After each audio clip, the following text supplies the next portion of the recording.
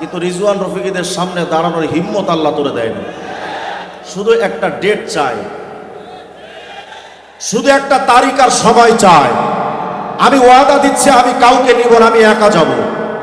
জমিনে বসতে চাও, পাতালে বসতে চাও, আসমানে বসতে চাও, হাওয়ায় বসতে চাও, স্বপ্নে বসতে চাও, দৃষ্টিগোচরে বসতে চাও, স্থলে বসতে চাও, জলে বসতে চাও, সেলিম তুমি মনে রেখো তোমার বাংলাদেশের সংসদ ভবন থেকে নিয়ে তোর বেডরুম পর্যন্ত বসার জন্য আমরা প্রস্তুত আছি। আমাদের চ্যালেঞ্জ থাকবে শুধু একটা, আমি ব্যক্তিগতভাবে চ্যালেঞ্জটা করে যাই, যদি তোমাদের মতবাদ কুফরি আর শিরকে ভরা প্রমাণ করতে না পারি আমি হিজবুত তাওহীদ গ্রহণ করব। আর যদি প্রমাণ করতে পারি আমি বেশি কিছু চাবো না, সোনাইমুড়ি থেকে আমাদের গাজীপুর পর্যন্ত তুই 14 গোষ্ঠী সহ নাকে খত দিবি। যদি হিম্মত থাকে মিডিয়ার সামনে আমি আজকে স্পষ্ট সাক্ষী রেখে বলে যাচ্ছি, যারা মুসলমানদের বেঈমান। আর একটা বিষয় আপনাদের সামনে না দেখালেই নয়, এই যে আমার সামনে একটা বই আছে ওদের, এটার নাম হলো গঠনতন্ত্র। এই গঠনতন্ত্রের 73 নম্বর পৃষ্ঠা যদি পড়েন তাহলে এখানে আশ্চর্য একটা জিনিস দেখবেন, যেটা হতভম্ব হওয়া ছাড়া কোনো উপায় নাই। স্পষ্ট করে 73 নম্বর পৃষ্ঠায় তাদের অঙ্গীকার নামাটা পাবেন। অঙ্গীকার নামার মধ্যে তারা যেটা অঙ্গীকার করায়, অর্থাৎ কোনো সদস্যকে যখন হিজবুত তাওহীদের সদস্য বানাতে চায় কোনো মুসলমানকে, তখন তারা এই ওয়াদা করায় যে আমি এই প্রচলিত ইসলাম ধর্ম ত্যাগ করলাম, মানে এই ইসলাম ধর্মের সাথে আমার সম্পর্ক নাই। বুঝাতে চাচ্ছি হিজবুত তাওহীদ এমন কুফরি সংগঠন যে তাদের সদস্য করার আগে তারা মুরতাদ বানাচ্ছে। সুতরাং স্পষ্ট বক্তব্য, কুফরি সংগঠন বাংলাদেশে জায়গা দেওয়া হবে না। সর্বশেষ প্রশাসনের কাছে আমাদের আবেদন, ইসলামের প্রকৃত রূপরেখা বইয়ের মধ্যে তারা লিখেছে অস্ত্রের সাথে সম্পর্ক ছাড়া কোনো লোক মুসলমান হতে পারে না। তাহলে তারা লিখেছে আরো অস্ত্রের সাথে সম্পর্ক ছাড়া কেউ জান্নাতে ঢুকতে পারবে না। তার মানে তাদের কাছে অস্ত্র আছে। প্রশাসনের কাছে আমরা জানতে চাই, শেষ কথা, যে এই যে বক্তব্য অস্ত্রের সাথে সম্পর্ক না থাকলে জান্নাতে যাওয়া যায় না, এই বক্তব্যটা তো আপনাদের দাবি মতে, সংবিধান মতে এটা তো জঙ্গিদের বক্তব্য। আমরা প্রশাসনের কাছে জানতে চাই এই বক্তব্যকে আপনারা সমর্থন করেন কিনা। যদি না করেন জঙ্গি হিসেবে তাদেরকে নিষিদ্ধ করেন। আর যদি এটাকে সমর্থন করেন যে অস্ত্র রাখা যাবে, তাহলে প্রশাসনদেরকে আমি বলি এই অনুমতিটা আমাদেরকেও দিয়ে দেন। খোদার কসম আপনাদের লাগবে না, আমরা নিজেরাই যথেষ্ট। স্বাভাবিকভাবে হিজবুত তাওহীদ এটা প্রচার করে থাকে, হিজবুত তাওহীদ মানে হলো ঈমানের দল। এটা একটা ডাহার টাটকা ফরমালিন মুক্ত মিথ্যা কথা। হিজবুত তাওহীদ শব্দের অর্থ হলো হিজবু তাওহীদুল আদিয়ান। হিজবু তাওহীদুল আদিয়ান অর্থাৎ সকল ধর্মের সমন্বয়ে সম্রাট আকবরের মতো দ্বীন-এ ইলাহির মতো একটা নতুন ধর্মের নাম হলো হিজবুত তাওহীদ। এটার প্রমাণ আসলে আলোচনা তো লম্বা করার সময় না, আমি জাস্ট দু একটা প্রমাণ আপনাদের সামনে পেশ করে আমার মূল কথায় চলে যাবো ইনশাআল্লাহ। এই যে আমার সামনে একটা বই দেখতে পাচ্ছেন, এই বইটার নাম হলো ইসলামের প্রকৃত রূপরেখা। এটার 22 নম্বর পৃষ্ঠার মধ্যে হিজবুত তাওহীদ লিখছে, বর্তমানের চালু এই ইসলামটা আসলে আল্লাহ রসুলের ইসলামই নয়, খ্রিস্টান ইসলাম। মানে আমরা যে ইসলামটা চর্চা করি এটা হলো খ্রিস্টানদের ইসলাম। তাহলে আসল ইসলাম কোনটা? এই যে আমার কাছে আর একটা বই আছে, এটা মহাসত্যের আহ্বান, পৃষ্ঠা নম্বর 15।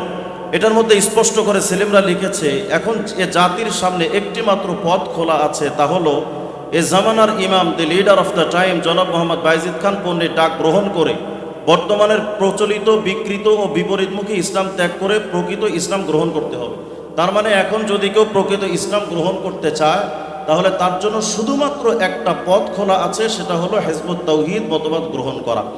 এবং আপনারা জেনে আরও আশ্চর্য হবেন, হিজবুত তাওহীদের ব্যাপারে তাদের মূল্যায়ন আমাদের ইসলামের ব্যাপারে তারা বলে যে এই ইসলামটা খ্রিস্টানদের বানানো। অথচ চলমান সংকট নিরসনে আদর্শিক লড়াই এই বইয়ের 15 নম্বর পৃষ্ঠার মধ্যে স্পষ্ট করে লিখছে যে হিজবুত তাওহীদ সৃষ্টি করেছেন আল্লাহ স্বয়ং, তিনি একে গত 19 বছর ধরে পরিচালনা করে আসছেন। মানে হিজবুত তাওহীদ এটা সরাসরি আল্লাহর প্রতিষ্ঠিত, আল্লাহ এটাকে চালান।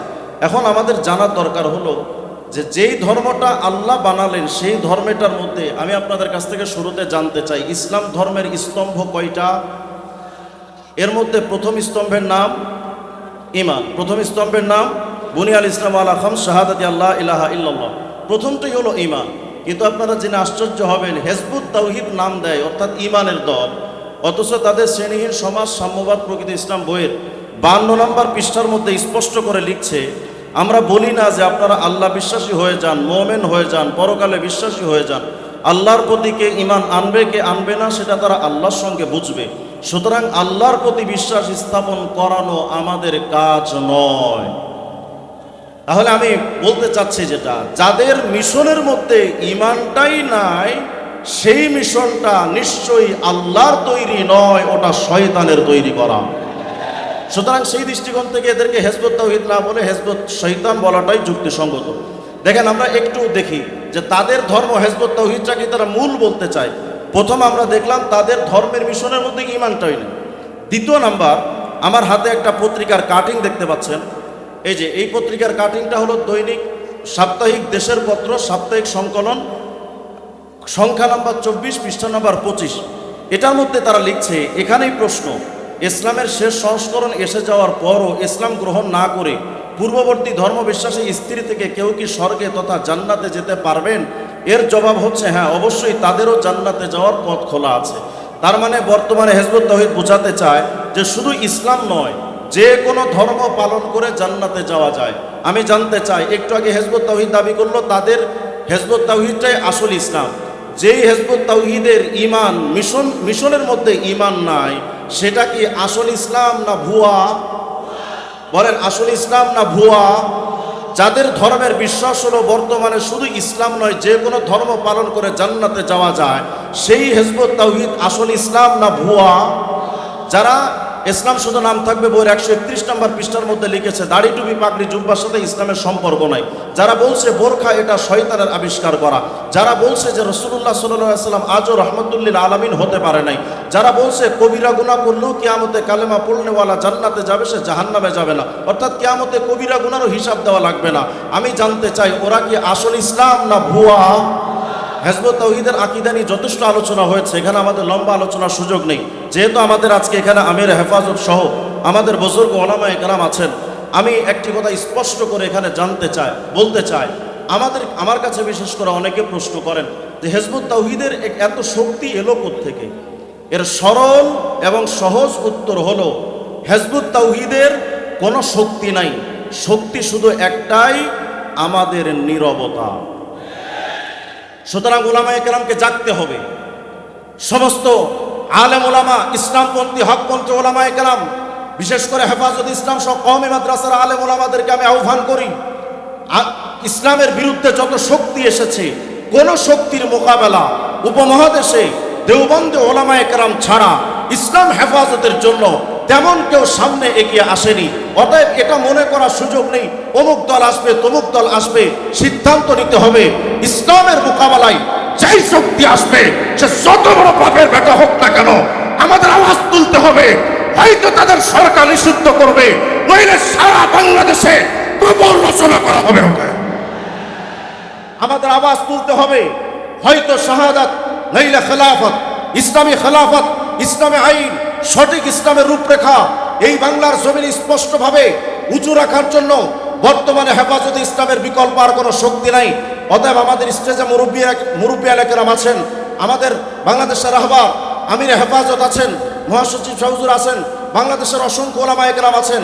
আমি শুধু আপনাদের কাছে, ওলামায়ে কেরামের কাছে আমি একটা আবেদন জানাই, আমাদের রাহবার যারা, আপনারা শুধুমাত্র আপনাদের জবান দিয়ে একটা ভূমিকা শুধু অবতীর্ণ হন, হিজবুত তাওহীদকে নিষিদ্ধ করার আগে আমরা মাঠে যে আসছি, পরবর্তী একটা কর্মসূচি আমরা চাই, যেই কর্মসূচি থেকে আমরা শুধু একটা আহ্বান চাই, হিজবুত তাওহীদের সেলিমদেরকে কবর দেওয়ার আগে ঘরে ফিরব না।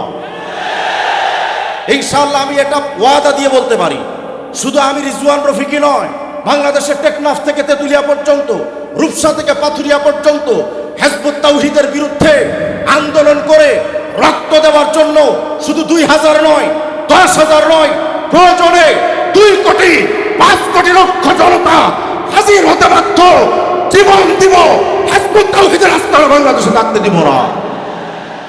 যদি এমন কোন কর্মসূচি ভবিষ্যতে হেফাজতে ইসলামের পক্ষ থেকে আসে, আমি সেলিমকে আহ্বান করছি, বলে যাচ্ছি, সেলিম, এটা মনে করো না যে বাংলাদেশ তোমার বাপের ভিটা। সুতরাং এটা স্পষ্ট করে মনে রেখো, সোনাইমুড়ি থেকে মহিলাদের সামনে চোখ বন্ধ করে বড় বড় পটর পটর করা যায়, কিন্তু রিজওয়ান রফিকিদের সামনে দাঁড়ানোর হিম্মত আল্লাহ তোরে দেয় না। কথায় কথায় সেলিম কয় যে এই হুজুররা আমাদের লিফলেট করছে, সব মিথ্যা কথা। আমাদের অবস্থা সেলিমের কাছে এমন, আমি যদি বলি সেলিম তোর বাপ হালাল, বা তুমি হালাল জাদা, ও কবে এটাও মিথ্যা কথা। মানে আমরা হুজুররা আলেম ওলামারা যা বলবো সেটাই মিথ্যা কথা। আমি ওপেন চ্যালেঞ্জ করছি। উত্তরে আমাদের কেফায়েতুল আজহারী সাহেবরা 3 লক্ষ লিফলেট ছাপিয়েছেন। মিঠাপুকুরে লিফলেট ছাপানো হয়েছে, নোয়াখালীতে লিফলেট ছাপানো হয়েছে। বাংলাদেশে যত লিফলেট ছাপানো হচ্ছে, যেটা আমার দৃষ্টিগোচরে আছে, সেলিম তুমি এটা ক্যামেরার সামনে আর মহিলাদের সামনে চ্যালেঞ্জ ছোড়া দরকার নাই। শুধু একটা ডেট চাই, শুধু একটা তারিখ আর সবাই চায়। আমি ওয়াদা দিচ্ছি আমি কাউকে নিব না, আমি একা যাব। জমিনে বসতে চাও, পাতালে বসতে চাও, আসমানে বসতে চাও, হাওয়ায় বসতে চাও, স্বপ্নে বসতে চাও, দৃষ্টিগোচরে বসতে চাও, স্থলে বসতে চাও, জলে বসতে চাও, সেলিম তুমি মনে রেখো তোমার বাংলাদেশের সংসদ ভবন থেকে নিয়ে তোর বেডরুম পর্যন্ত বসার জন্য আমরা প্রস্তুত আছি। আমাদের চ্যালেঞ্জ থাকবে শুধু একটা, আমি ব্যক্তিগতভাবে চ্যালেঞ্জটা করে যাই, যদি তোমাদের মতবাদ কুফরি আর শিরকে ভরা প্রমাণ করতে না পারি, আমি হিজবুত তাওহীদ গ্রহণ করব।